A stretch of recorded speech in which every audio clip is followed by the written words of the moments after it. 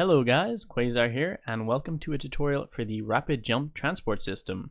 So I'm going to put some clips up on screen of this system in our Let's Play world, and I posted some clips of this online and they went like completely viral, and so I felt like I should make a tutorial. But just to be upfront, I did not invent Enderporters, chunk loaders, instant redstone. This is basically just combining things that other people had already made to do something relatively new, which is to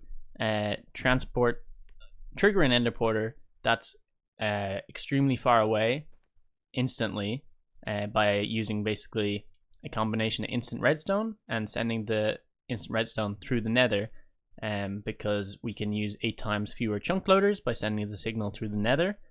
And then I think what is special about this, and maybe what caught people's attention on top of the technical aspect, is the UI, which basically uses a jump detection method that allows us to just walk anywhere on our world map and then just jump where we want to go and then arrive there instantaneously.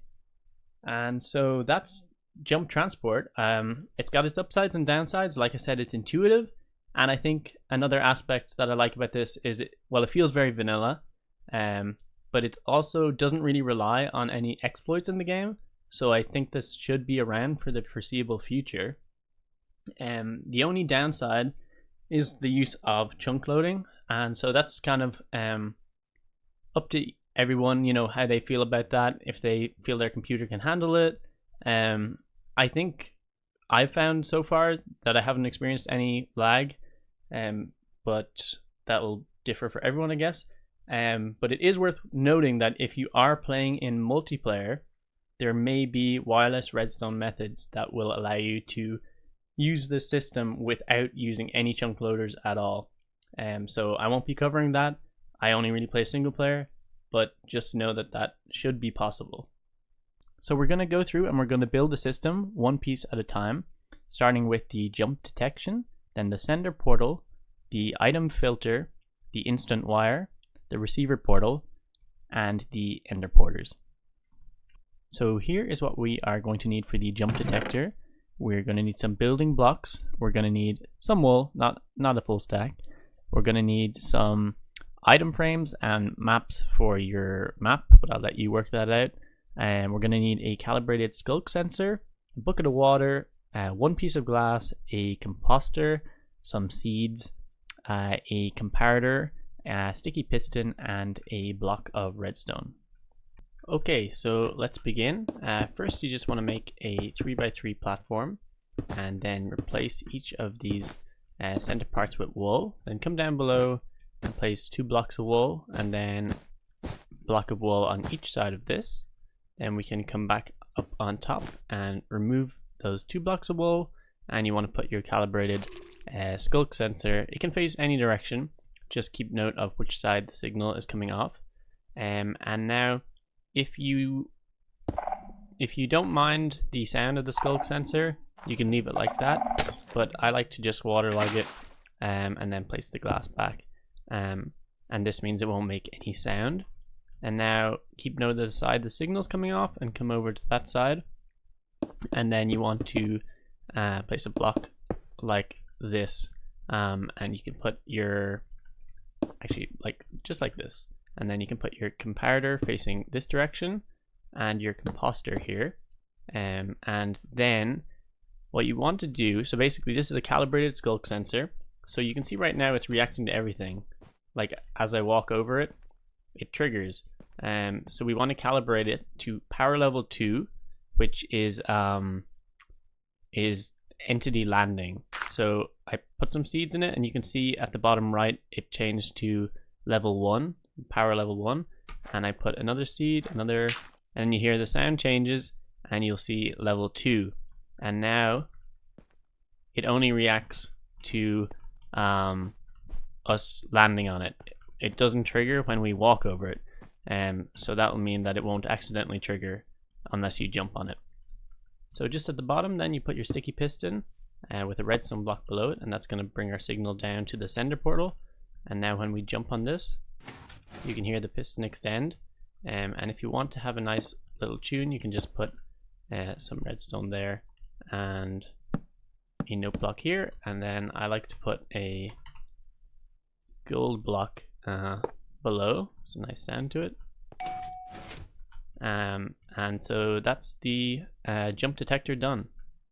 Okay, now time for the sender portal, which will be below the jump detector. So here's what you're going to need: some more building blocks, a bit of redstone, a repeater, a note block, which is optional, a dispenser, a minecart with a chest, a powered rail, a regular rail, or two regular rail actually, a hopper, any item that is going to serve as your item you're sorting by, that you're checking for when it reaches the nether. So it should be related to whatever location you want to transport to. So if it's the ice farm, I use a piece of ice. If it's the slime farm, I use a slime. And then just enough for a portal. So we have our jump detector here, and then we want to leave a 2 block gap. And then actually, yeah, I guess 3 block gap, and put your dispenser here. So essentially you want to put some redstone on top of the dispenser, and then once this redstone block comes down, it'll power that redstone. So if you can hear the dispenser fire there. So we can actually get rid of the redstone for the moment because we need to do something first. So just put a block behind, a block here. Then I'm going to put the note block here. This can actually be any solid block. And then we can put a powered rail here. Let's put another building block here. We're going to need a regular rail here, and then any rail on top, and then just break it, just so that your rail looks like this. Then I need a minecart with a chest to put in here, and then we can put the redstone back on top.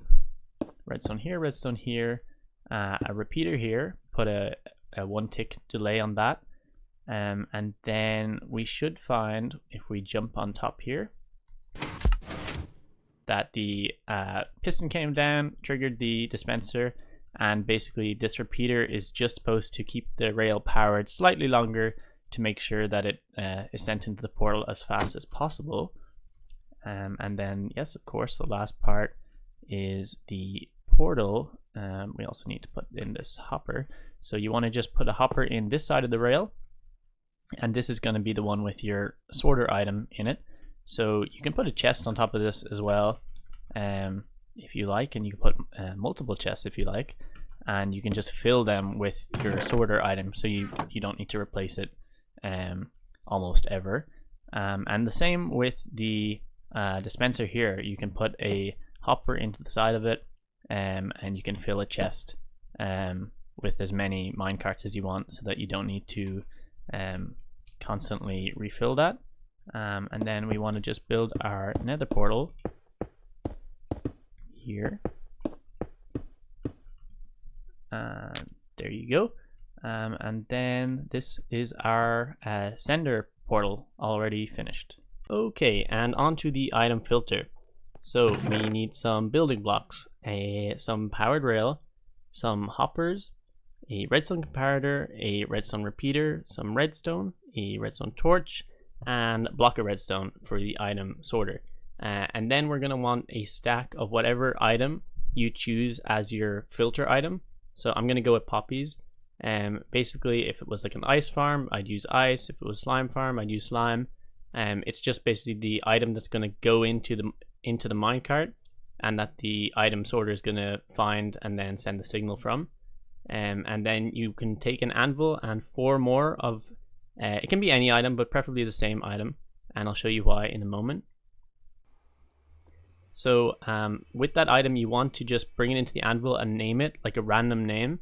And this is a bit overkill, but it is best practice, and it just means that in case some, say, crimson roots, if I'm using as the extra item filter, accidentally went into the sorter, they could potentially break it. So by naming all of them, we just ensure that no item with the same name will ever come into the sorter. Okay, so here is the first item filter. So I don't actually know who came up with this design, but it's It's a very simple design, and essentially what you do is you place 3 hoppers facing this direction, so into the comparator. You want 3 blocks on top, 1 below here. The comparator you place down like this, so it's facing this direction. You want a redstone torch at the end of the redstone signal, a repeater in the middle block here with no delay, and then a redstone torch here. And so what this does is I can put in the 64 poppies here, and then we have our named items here. And so this should stop at 41 there. And so when we put in an extra poppy, you will see the redstone briefly triggers if we put a let's say a piston at the end here, just to check. So that is automatically powered, and then we put a, so you could see it triggered there briefly. So that is the item filter, and then we can just run a rail along the top of that, and we can put a redstone block here, and then that's all powered. And then we'll just put a block at the end, have the rail come up onto this block, and then what we want here is the minecart breaker.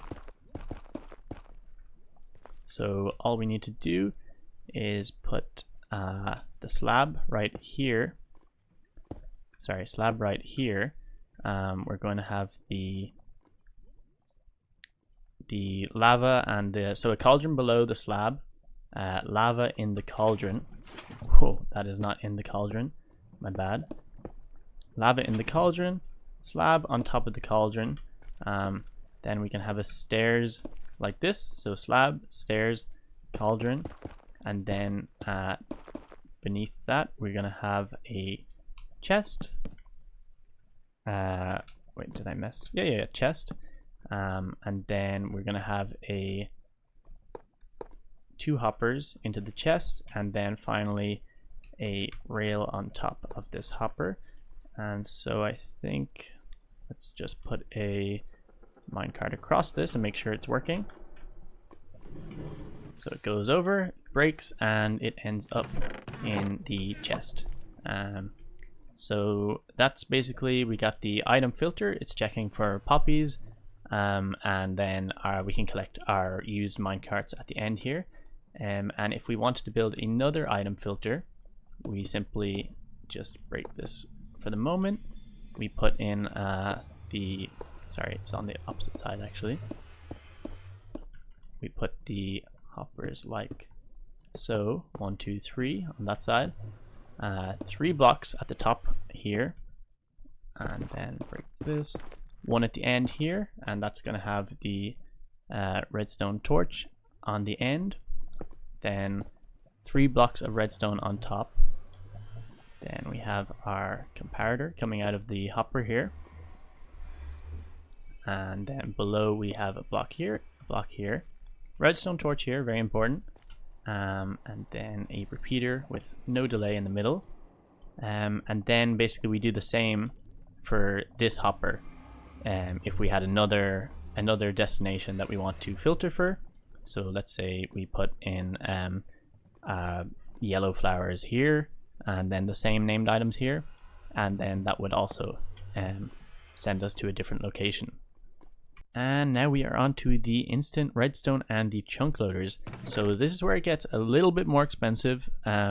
Ideally you have a slime farm and a witch farm, so that you can have plenty of slime blocks and redstone blocks and sticky pistons, and an iron farm, I guess. But yeah, so we basically have the slime blocks, the redstone blocks, and the sticky piston for our instant redstone wires. And then we have we need a ton of obsidian and some rails for the chunk loaders. And glass is optional, that can really be any block, and a bunch of mine carts. Okay, so I don't actually have a specific location that we are trying to make our way towards for this tutorial. So we're just going to head this direction. We just want to go far, basically.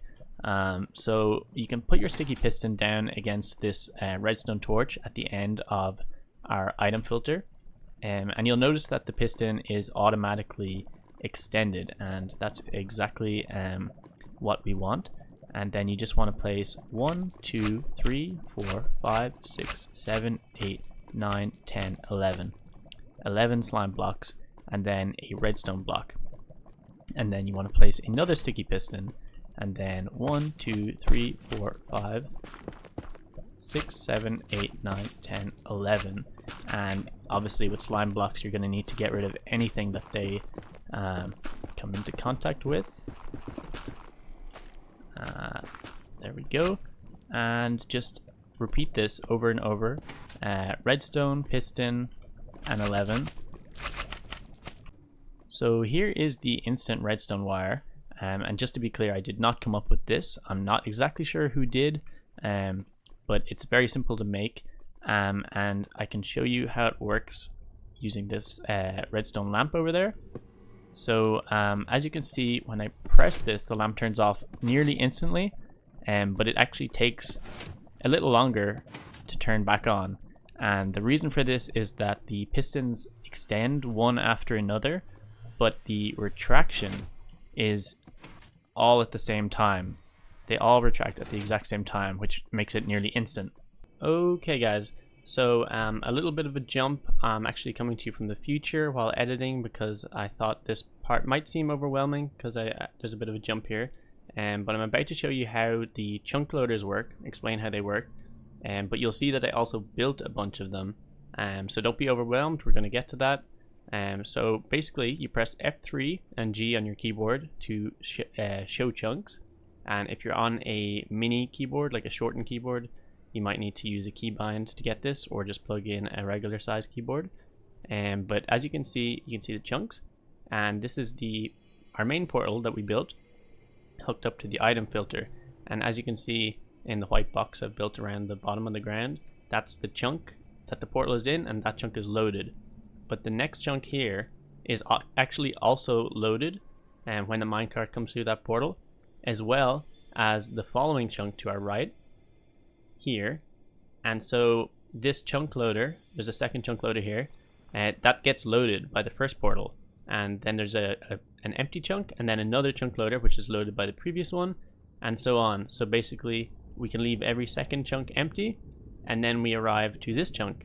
Basically in the video here, I was not very clearly explaining that in order to get the signal all the way to our destination, which is that final portal on the right, which I'm going to build with you in a minute as well, but just to show, we need to build a final chunk loader here that will carry the signal through the unloaded chunks. So it's super simple to build a chunk loader. They're a little finicky if they're too close to each other, because you need to basically check the exact coordinates and multiply them by 8 and then build it in the overworld. But you shouldn't really need to, as long as they're not too nearby each other, if you're leaving every second chunk empty. So you just place blocks like this, and then we can send a minecart through, and then you go through to the overworld and you'll check where the minecart emerged. So in the F3 menu you can see I'm facing north on the left there, and then when I go through the portal I'm going to be facing north. So we come out, we're facing north, and you can see the minecart came out. Oh yeah, and then I'm just showing that if I go back in south, I emerge south. So go back to north, and there we are facing north, the minecart's there. So we know that we need to build the next rail here. So just put in a redstone block to have it powered. You can use any power though, you can just use a torch if you're low on redstone.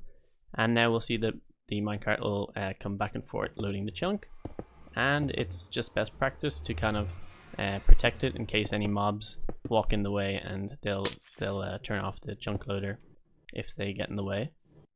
So I put some glass around it, and so yeah, that's basically it. Now the entire instant wire should be chunk loaded, so that if we trigger it from the overworld, the entire wire will trigger. Okay, and onto the easiest part of this build, the receiver portal. You're just going to need a couple of redstone, some building blocks, something to power your powered rails, and a detector rail. So we want to send a signal through this nether portal to the location in the overworld. So all we're going to do is just put some blocks across like this. And now remember that the instant wire is automatically extended, right? So this redstone is already powered, but we don't want it to be powered, because if it was powered, our minecart would just constantly go in and out of the portal, and it would constantly trigger the enderporter on the other side. So we put a torch like this, which means the signal is now not activated, but if we remove this to simulate these pistons retracting, so the redstone block here would move to here, so this wouldn't be powered, and then that means this is powered. So basically whenever our instant wire triggers, this torch will power on, and this signal will be sent over here. So we're basically going to have we're gonna have a rail here, powered rail, and then any rail up here, you're gonna then break that anyway, and then you can just send the redstone right into this rail. But I like to also put a repeater with no delay into this block here, just to make sure that the rail is powered long enough that the minecart makes it into the portal fully and as quickly as possible. And then we can put a minecart here, and so if you see this, minecart goes in when the wire retracts. Okay, so basically now that you have this, you can just push the minecart into the portal, follow it through, and as you can see, it comes out here, and you can check that you're facing the same direction. You're facing north exactly, and then you just want to put some blocks here, and then what I'm going to do is put the detector rail here, because we want to get the signal instantly as soon as it comes out. Then you can put 2 powered rails. I'm just going to put a redstone block there, 2 powered rails, and a block. So you should notice that if you put your minecart in, it won't come back now, and the reason for this is that this is not powered, unlike the chunk loaders. But if we were to break this, we should see the minecart go into the portal and come back out, because it's powered on the other side. There you go. And then if we put this back, it'll stop there. And you want to make sure that this is definitely not a powered rail, otherwise your minecart will come out and it'll just get stuck here. So let me just put it today. So here is where we're getting our signal beneath the detector rail. So all you need to do is put a couple of redstone off like this, and that's where the signal is going to come out and trigger our enderporter, which is the final part. Okay, and finally the enderporter. So the enderporter was originally designed by Ethos Lab, but for this tutorial I'm going to be using a iteration on it designed by Dark, which is actually reusable. So it is an upgrade from the one in our Let's Play. I'm planning to upgrade that to this design. But basically, for an enderporter, you're going to need some buckets of water, some soul sand, some building blocks. And if you're building the traditional enderporter, all you need is a trapdoor. But for this design, we're going to need a sticky piston, 2 pistons, an observer, a note block. You're going to need some redstone, whichever design you choose. 3 iron trapdoors, a iron pressure plate, a wall, 2 sea pickles, and then of course you're going to need some ender pearls. Okay guys, and here is Dark's enderporter, already built, because I realized while editing the footage that I did not capture me building it at all. So we're going to tear this down and rebuild it. Okay, so double checking I'm recording this time. So let's build this again. So basically we have our redstone signal coming out here, and that's going to go into a piston here, and you're going to have another piston here. Then we need to build up just here, and we're going to put a note block, so there's 1 block gap between this piston and the note block. And then we need to go beneath and shift place an observer into the note block. So basically every time the note block is pressed, this piston will trigger. and when this redstone from our portal is activated, this piston will trigger. And then this is basically just a regular enderporter. So you have your soul soil, I think it's soil, right? Soul sand, sorry. Soul sand at the bottom, which creates the bubble column. And we need the bubble column to come right up to, let's say, here. So we can put another one in here. Here for now anyway. And then what you want to do is you need a slab. It can be any kind of slab, and put it right there. And then because this is our poppy location, I'm just going to build a little platform here. This, you can do whatever you want with that. And then we're going to put a iron pressure plate, steel pressure plate, heavy weighted pressure plate, in the corner here. And then we're going to put a wall here. And then that wall needs a 2 sea pickles on top, okay? So just like that. So now you have the slab, wall, sea pickles. You put another block of water here. And then for now we can put a block in the middle here and above it. And then we're going to place a trapdoor. It has to be like this. So basically when we step on the pressure plate, it'll close like this. And then you can break that block beneath. And then we're going to put 2 more trapdoors at the top. And that's just to make sure the player doesn't get stuck when they emerge. And they might get stuck a little bit from what I've seen, but it's pretty it works pretty well. And then we just need to put a block here because we're going to place water, another block of water here. So basically the only block in the enderporter without water is this one with the pistons. And so that should be it. Let's try it out. We could put as many enderpearls as we want in. So let's just put like 5 in. And then I'm going to grab a button.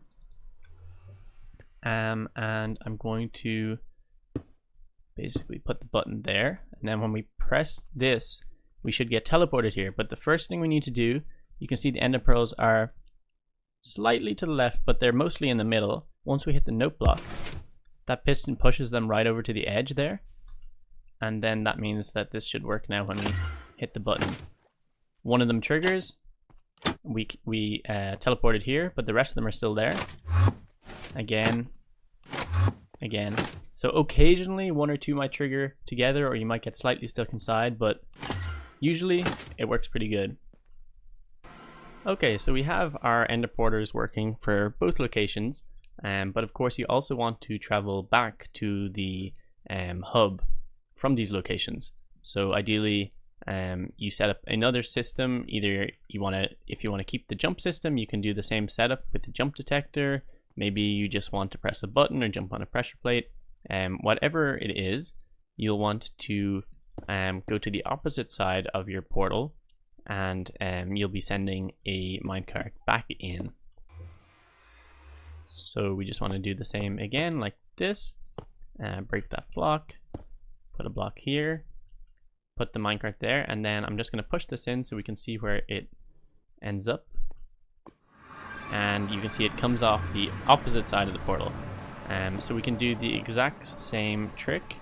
And we want our redstone block because we want to automatically send it back in afterwards. And we can put rails across here. And then the only change is that this one should be the detector. And then we can carry a signal off of this detector rail. So the minecart here, when it's powered, goes in and it should come back out. If I'd left that powered, it would have come all the way. I'll leave it powered. There you go. Okay, so now it's back where it should be. And then each time it powers this bit of redstone. So in my Let's Play, if you watch that, I sent back the signal back to our map room underneath the sender signal, but because there's all this lava here, we're just gonna bring it up instead. Okay, so just to note, very important when you send the signal back, that when we're using the same wire, remember that it's based on the pistons being powered and then retracting all at the same time. So this wire needs to invert like the other one for it to be instant. So we can put a block here, then we put our torch, and then there. Now the wire, basically this turns on when the minecart hits this, which turns this off, and then this piston will retract. So then you can just do the same as before with 11 slime blocks, 3, 4, 5, 6, 7, 8, 9, 10, 11 redstone piston, 1, 2, 3, 4, 5, 6, 7, 8, 9, 10, 11 redstone piston, 1, 2, 3, 4, 5, 6, 7, 8, 9, 10, 11 redstone piston. And there's no need to do any new chunk loaders or anything because we're going through the same chunks. And then you're going to get to the corner here, and what you want to do is basically make sure that the redstone is right in the corner. So I can get rid of, no, I can put a redstone here. There you go. So basically you want to make sure that when the pistons retract, the redstone is going to move off the corner, and that means that this one will also retract. And then again, 1, 2, 3, 4, 5, 6, 7, 8, 9, 10, 11 redstone piston, 2, 3, 4, 5, 6, 7, 8, 9, 10, 11. Okay guys, more lost footage. You can probably tell that I have not made a tutorial before, but basically the returning signal comes all the way back with the same instant wire, and then it arrives here. So if you imagine that this redstone block retracts, this would power off, which means this redstone torch here would power on, so this block would be powered, and then this would be powered, and this minecart, which is just on the opposite side of our original portal that enters the nether with the items going into the item filter. So on the back of that, this minecart is sent through and comes out here, just like all the chunk loaders basically, is sent right back in, but it goes over this detector rail, which powers this redstone torch off, which makes this piston retract, which makes this redstone block at the top retract, and then that triggers the Enderporter, and we teleport back. Okay, and we are finished. So let's check the system out, and just keep in mind that this is just to show the kind of how the jump transport system functions. Obviously I don't really have a nice looking map in this super flat world, and we're just using a basic Enderporter to show the return system. But ideally you would make another version of Dark's Enderporter, or you could make the player launcher one from my Let's Play series. So basically just to show that off, we land here, we get pushed across, and we get launched through this trapdoor beneath our map, and land up on top of the map. So that's pretty cool, but it's a bit of extra effort to build. So I won't cover it in this video, but you can check out the Let's Play if you want to build that. I'm actually going to, in a future episode, I'm going to try to combine Dark's reusable Enderporter with my player launcher, so that has kind of the best of both worlds. But yeah, let's check this out. So we have two locations here. We have the yellow flower location, which is actually this portal right over there. So it's not that far, but this doesn't actually use any chunk loaders at all, because it's so close. And then we have the red portal location, which is 1,000 blocks in this direction, and you can see the first chunk loader here, and you can see the second chunk loader here. So they both are using Dark's reusable Enderporter, or yeah, reusable Enderporters. So let's check it out. We can jump to our red flower location, and there you can see we arrive here, and then we can use our return system, which will bring us back almost instantly back to our main hub, and then we can jump to our portal over here, and there you go. And again, this is Dark's reusable Enderporter that we can just use over and over without needing to replace the ender pearl every time. We just need to replace it all at once. So there we go. Let them settle and put them in place. So yeah, that's basically the jump transport system. And if you like this, please do keep keep watching, because I plan to continue iterating on this. I've got lots of cool ideas that can make it even more useful. See if we can speed it up, see if we can make it bring us to other dimensions, all kinds of cool stuff. So yeah, thank you for watching, and I'll see you in the next one.